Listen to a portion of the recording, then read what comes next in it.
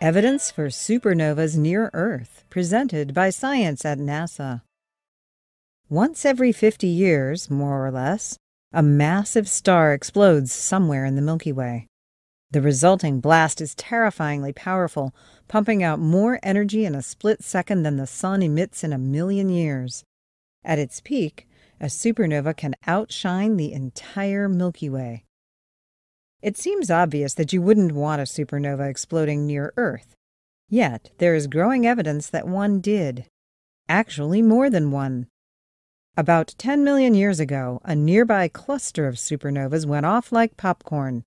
We know because the explosions blew an enormous bubble in the interstellar medium, and we're inside it.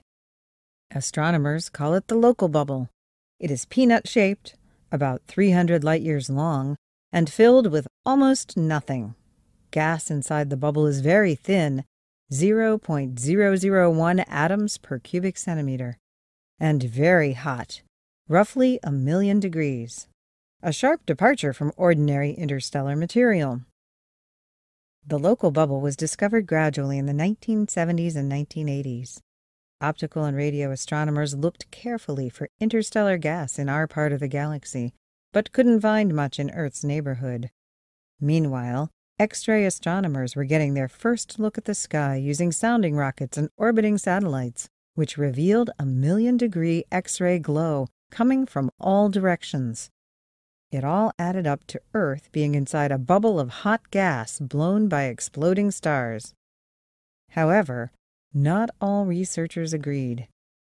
Within the last decade, some scientists have been challenging the supernova interpretation, suggesting that much or all of the soft X-ray diffuse background is instead a result of charge exchange, says F. Scott Porter of NASA's Goddard Space Flight Center. Charge exchange.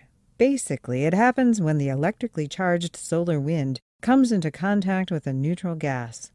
The solar wind can steal electrons from the neutral gas, resulting in an X-ray glow that looks a lot like the glow from an old supernova. Charge exchange has been observed many times in comets.